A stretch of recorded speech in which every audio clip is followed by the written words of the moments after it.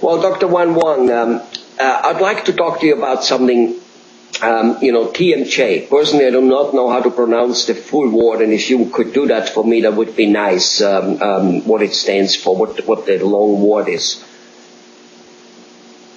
TMJ stands for temporal mandibular joint. And that's this joint here? Yep, right where we chew.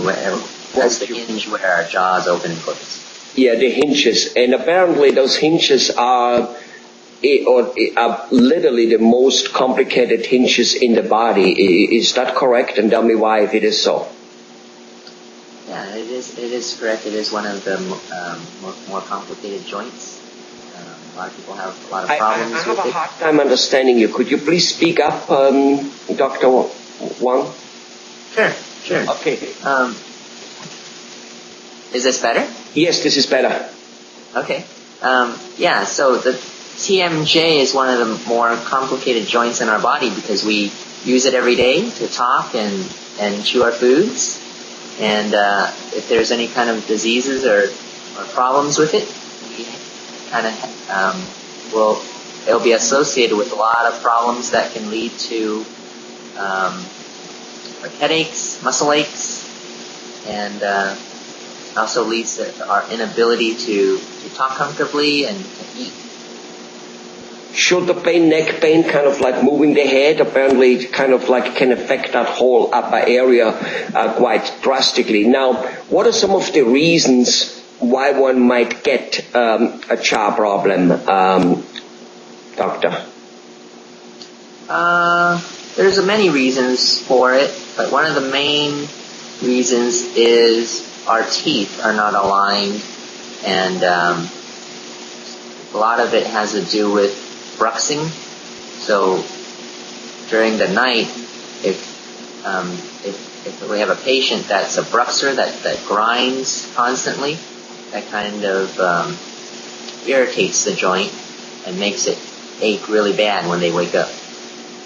Mm-hmm. So the teeth not aligned, a little bit like a cogwheel where it isn't quite aligned, and or maybe a cogwheel is missing, which I do think you at one point mentioned that missing teeth, one or two, that then the teeth start shifting themselves all the way to the front if it's in a big shifting, not necessarily, but could be. Either way they start shifting. So is that a reason why then the teeth might not be aligned, which then in turn makes the jaw out of alignment?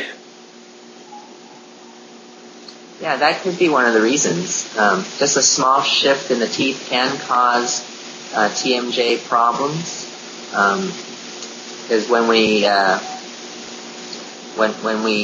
go and chew and grind our teeth at night, what happens is if the teeth aren't aligned, then the TMJ gets offline as well, and then it kind of irritates the muscles and the ligaments that hold up that joint. Got it. Okay, so obviously, again, keeping all your teeth in it, but teeth could be in it in some crooked form, not fitting together up, down, or sideways, and by doing so, just naturally, without having any missing teeth as well, right? That's right. Mostly it just causes an unbalance throughout the whole body. Right. Not only in the joint, but in our neck, in our muscles and spine. It could lead to a lot of problems.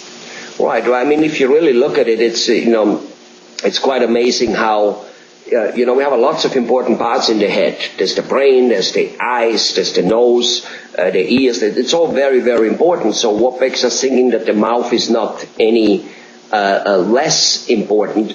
And yes, it affects all the way down, just like the feet. If you have crooked feet, you start having knee problem, hip problem, back pain problem, shoulder problem, headaches. So, and all that is connected to the spine. So I can see that this goes from up all the way down also if it is not aligned. So let me ask you, what are some of the basic methods to fix this problem? Well, I think the first step is to attempt to use a night guard. So we would make the patient a night guard, which is an appliance that fits over their teeth so that when they're grinding their teeth at night, it doesn't damage their joints. And this fixes, I'd say, 75% of the patients. Okay. Okay, wonderful. And what other methods are there if that doesn't work? Those other 20-25%, what are the recommended, options there? There's other recommended options. We send them to see specialists like an oral surgeon to have the joint looked at. And we also send them to see chiropractors to have their spine adjusted or their neck adjusted or maybe just a simple massage. Those kind of things help a lot. I see. So I see. So basically the teeth needs to get adjusted. Usually that works, but sometimes there may be surrounding things out of alignment already a little more that they also need to be adjusted or something like that. So basically, getting rid of those, because having a headache, for instance, because you have your teeth out of alignment, or because of anything, maybe one of your foot is longer or shorter or whatever it may bring, the headache, it's a very life-consuming thing, it's constantly, you're not working so well, you're not so good with your kids, with your family, you're just grouchy, you probably don't go to social functions and business functions as often as you otherwise would maybe like to. And yet the treatment is not really chemical, like aspirin, and it's not really very invasive, no major surgery involved. It sounds to me relatively simple. That's right. The majority of TMJ problems can be solved by a very simple appliance. And it's very important that if you're having any kind of TMJ problems to come in, have us take a look at it, and have us make you a night guard. That can potentially solve the majority of the problems. Right. Now let me ask you, since dentists are so heavy involved in it, I've however noticed that not necessarily all dentists really deal with that. They might know about it and they can pronounce the word a lot better than I, but they're not really dealing with it. And there's really no TMJ doctor like a diploma as such in itself either, like there is maybe a endodontist for root canal or there's maybe a periodontist for gum disease where they really heavy specialize in it and then get a diploma on it. It doesn't look like that is really going on with TMJ. So is this a particular, because I know you're doing it, but not everybody. What are you guys getting trained for that very specifically to a degree? We are. There is definitely a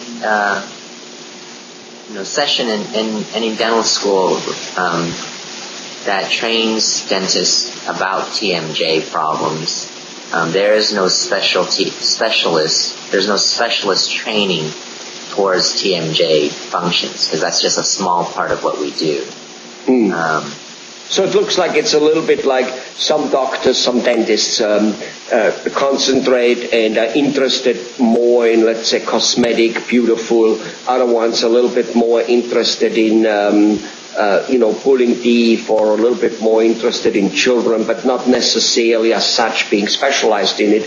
And some people, some doctors, some dentists pay more attention to gum disease than other ones, and some pay more and say, headache, that probably has something to do with the teeth, and then they do it because they're interested in it. They're more holistic orientated than maybe some others. So it's a personal preference if a doctor gets interested. So if a patient has headache, and he has tried a few things, chiropractor and, aspirin, and it kind of all helped a little bit maybe, but not really, would it be a wise thing for him to go and say, I go and see a dentist who is interested and knowledgeable about TMJ? Would that be a good thing for him?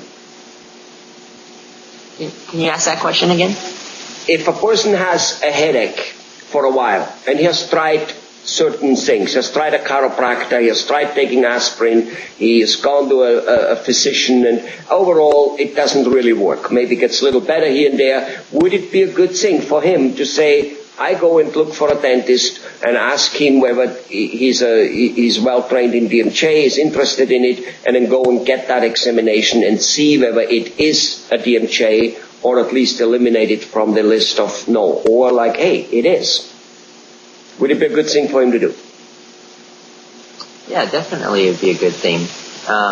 If he's already tried his physician, the next step would be to come see a dentist, to have his teeth checked and to have his TMJ checked. And most likely, we'd end up making him a night guard to see if that works. And if that doesn't work, then we continue him down the road to other specialists. Okay. And you have a pretty good idea when you examine him whether it could be the teeth which are misaligned and the jaw which isn't working, right? Right. Good. Well, wonderful. Thanks for your candid approach here. I'm sure there's lots of headache sufferers out there who maybe listen to this and may go, that is one thing I haven't tried yet. Bye-bye, Dr. Wang.